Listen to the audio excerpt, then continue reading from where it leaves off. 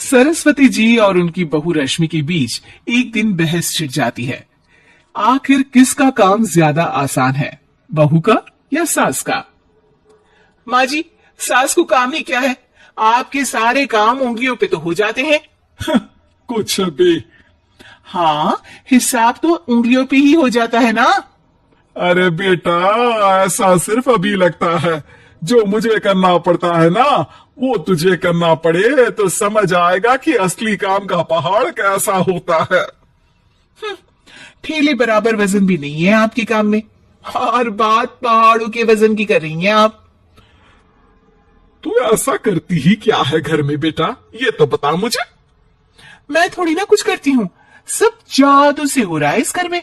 अरे, एक दिन मेरा काम करोगी तो समझ आएगा। Okay okay, shut up.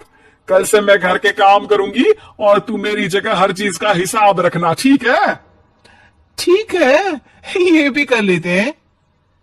ये सास बहू की डील के बारे में रश्मि के पति अमन को नहीं पता था, और ना ही अमन के पिताजी सुरेश जी को।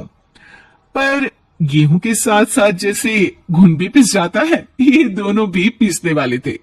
सुबह अमन उठकर रेडी होता है ऑफिस जाने के लिए, तो पता है उसके कपड़े नहीं निकले हुए हैं। अरे रश्मि, तुमने मेरे कपड़े नहीं निकाले? अपनी माँ से पूछो ना, उन्हीं का काम है ये। अमन अपनी माँ के पास जाता है। अब मेरे कपड़े आज आप देने वाले हो क्या माँ? हाँ, देना तो मुझे ही चाहिए, पर तेरी बहू ने कपड़े धोने ही नहीं डाले, तो कोई भी धुला हुआ कपड़ा नहीं है बेटा। हैं? ऐसा क्यों? कपड़े तो धोने आप ही देते हो ना माँ? अरे बहू ने तुझे बताया नहीं, अब हम अदल बदल गए हैं। मैं अब बहू और तेरी बीवी सास। अमन परेशान हो गया। वो बिना इस्त्री के कपड़े पहनकर ऑफिस चला गया। सरस्वती जी अपने घुटने के दर्द के कारण झुककर घर साफ नहीं कर पा रही थी, और ना ही खाना बनाना याद रख पाई। उधर रश्मि पहले ही दिन घर की चाबी घुमा चुकी थी, और 300 रुपए का हिसाब अलग नहीं मिल रहा था।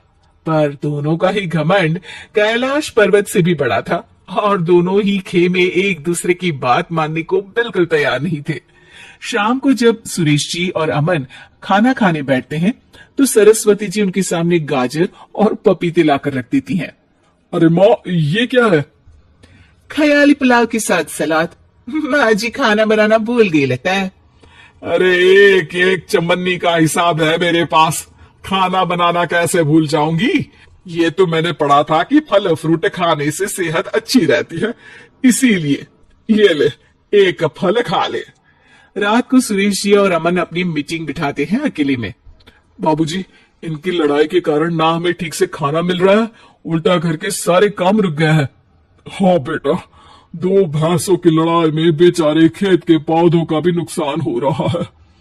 पर पापा, क्या बताऊं आपको, मैंने माँ को इस महीने की 2 तारीख को बिजली के बिल के पैसे दिए थे।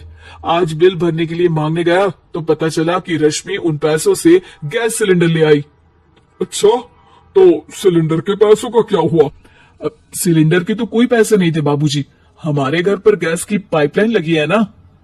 बेटा, इन दोनों का कुछ करना पड़ेगा, नहीं तो अपने घमंड के चक्कर में पूरा घर बर्बाद कर डालेंगे ये दोनों। अमन और सुरेश जी काफी सोच विचार के बाद एक निष्कर्ष पर पहुंचते हैं। रात ही को दोनों अपनी पत्नियों की अलमारी से नई साड़ी निकालते हैं, और सुबह जब रश्मि और सरस्वती जी उठते हैं तो देखते हैं कि दोनों पति साड़ी पहनकर चढ़ाव पर सब्जियां काट रहे हैं। अरे, ये सब क्या हो रहा है? क्या हो रहा है मतलब? आप दोनों अदल बदल हो सकते हो तो हम क्यों नहीं? अरे क्या मतलब? नहीं नहीं, मेरी भी बचपन से किसी की बहू बनने की इच्छा थी, तो आज से सरस्वती तुम बड़ी बहू, मैं मिडल बहू और अमन छोटी बहू। अरे लेकिन सब घर पर बैठ जाएंगे तो कमाएगा कौन? ये घर कैसे चलेगा? अब वो तो भैया या बाकी लोग जाने, अब हमने भी अदल बदल कर ही लिया है तो कुछ नहीं हो सकता। रश्मि और सरस्वती जी को समझ में आ जाता है कि उन दोनों की आपस की डील की वजह से इन दोनों को बहुत तकलीफ हो रही है, और उनके ईगो ने दूसरों को कितनी यातनाएं दी है। असल में माँ जी आप सही थी, सास बनना बहुत मुश्किल है। अरे हाँ बेटा, और तू भी, मुझसे तो नहीं हो पाया सब घर के काम, वापस बदल ले क्या? हाँ हाँ बिल्कुल माँ जी। और अब आप दोनों भी बदल लीजिए, कोई आ गया तो आप दोनों को देखकर क्या सोचेगा। अच्छा है, आप दोनों के समझ में ये बात तो आई। मैं फटाक से कपड़े बदल लेता हूँ।